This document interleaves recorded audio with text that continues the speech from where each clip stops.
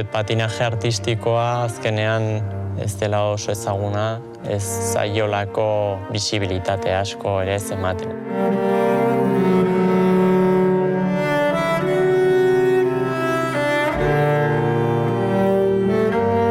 Jende pilo batek esate dizu, kirol oso polita dela, eta telebistan dagonean gustatzen zaiela patinajea ikustea, baina gero normalean ez daude telebistan txapelketik. Orduan nik uste dut horregatik ez dela hain ezaguna.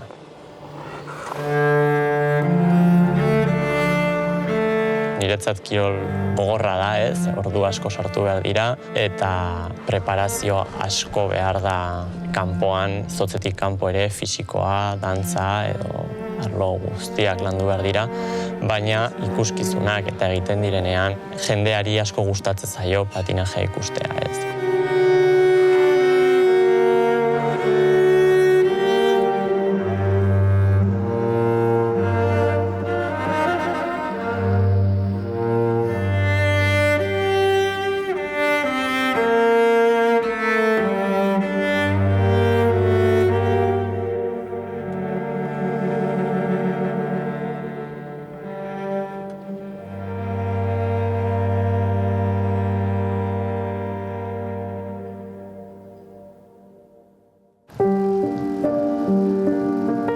Nire arrebarekin hasi zen guztia, berak eraman zidalako patinaje artistikoaren bidera. Ni txikia nintzenean kalean asko patinatzen nuen, gurpiletako patinekin, eta behin ikastaro batzuk egin genituen izotz pistan, nire arrebaetanik, eta hasiera batean hokeiera joateko asmoa neukan. Baina nire arreba artistikoan sartu zen, ni baino 2 urte helduagoa da, orduan pixkat lehenago iritsi zen puntu horretara, eta naiz eta nik nire lehenengo patinak hokeiekoa izan, beratzetik nahi nun, eta azkenean artistikoan bukatu nun ere saltoa gustatzen zitzaizkidalako.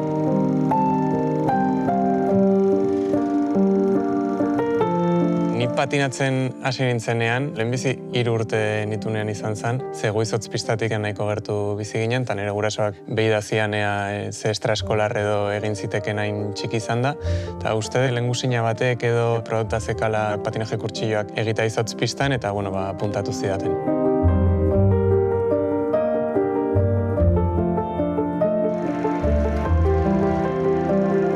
Eta 3 urte nitunean antzaden ez ezitzean gustatu, negarrez atera nintzen pistatik, eta egun bat bakarrik joan nintzen.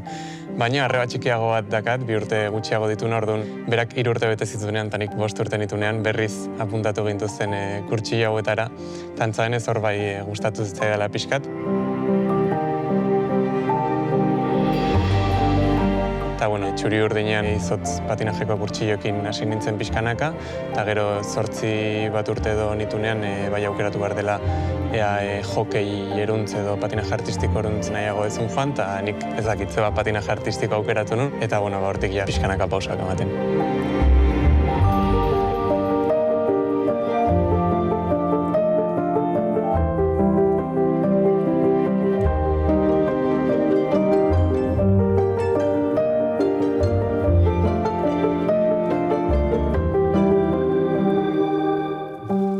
Zortzi behatzi da 10 urte nitunean ere askotan igual guraso izaten nire igual aspertzen nahi naiz orain, igual ez dut jarraitu nahi. Eta azkenean beti jarraitzen nun aurreraka, nire aukeragatik ere eta kanpokoen laguntzat, edo nire arrebari esker ere beste momentu batzutan, beti nirekin entrenatzen zulako, orduan nik uste tolako gauza txiki asko daudela, igual ere ez dituzula zuk aukeratzen, baina honea iristen ere lagundu duten.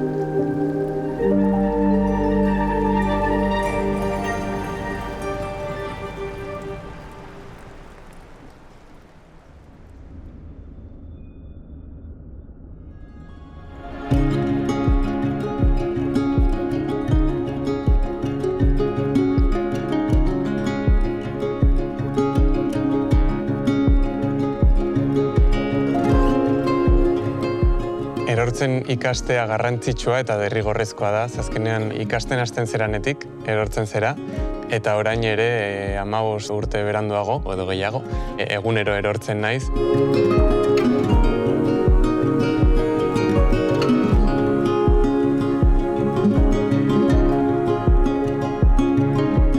finean praktikatu behar ditugu ateratzen zaizkigun gauzak, dominatzen ditugunak, eta beste gauza batzuk, oraindik ikasi behar ditugunak. Orduan ikasteko prozesuan egunero erori eta erori egin behar zera, orduan altxatzen ez bazera gaizki.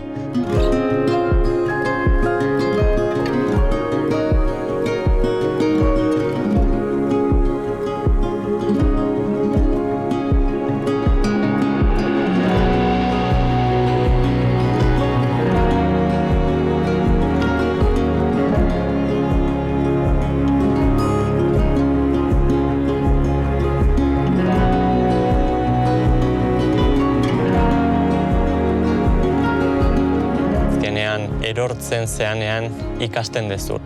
Egunero aldi pilo batetan erortzen gea, eta zenbat eta gehiago praktikatu, zenbat eta gehiago erori, gehiago ikasten dezu, eta azkenean lortzen dezu progresio hori lortzea.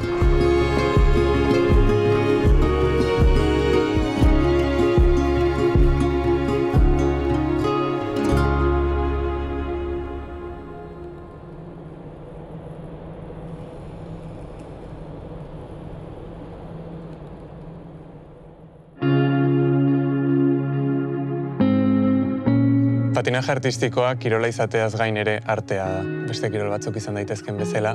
Eta orduan, puntuak ematerako momentuan jada, azkenean erdia teknikoa da, baina beste erdia pixkat subjektiboagoa da eta artistikoarekin lotuago dago.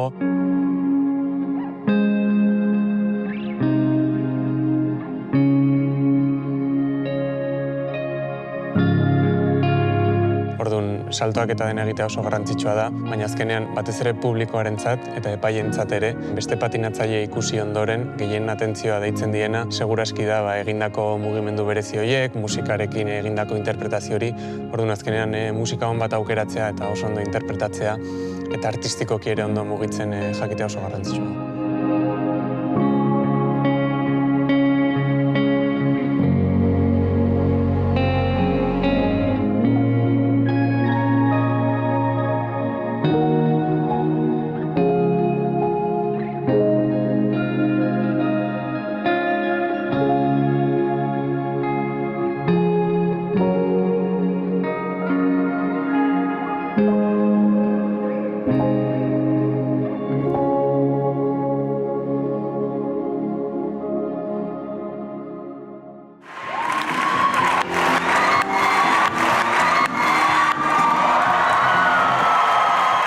Nahiko urdurin nengoen, egia esan, eta emozio asko sentitu nun, azkenean mugimendu bat da kriston adrenalina jartze diana, ze atzeraka salto egiteak askoz gehiago impresionatzen du eje vertikalean saltatzea baino.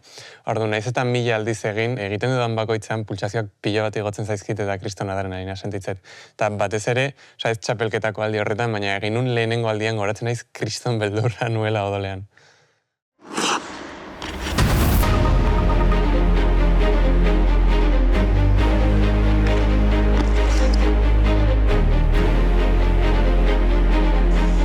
Patinajeari dagokionez gustatuko litzaidake Joko Olinpikotara joatea noski. 2026ko Jokutara joatea oso zaila dago, azkenean plaza bakarra dakagulako.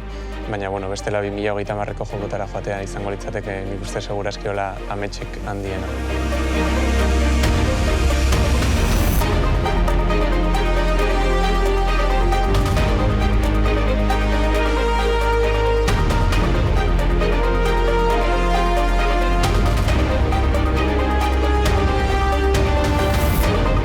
Milanen egoteak nik uste dut suposatuko lukera poz handia eta patinatzen daramadan ibilbide guzti horren premio bat edo sari bat bezala, ez? Betiko ametsa izan da, ez eta oso zaila izan, beti pentsatze dugu ea lortu dezakegun Joko Olimpiko batzutara jutea eta helburua lortu izan horrek oso pozik jarriko ninduke.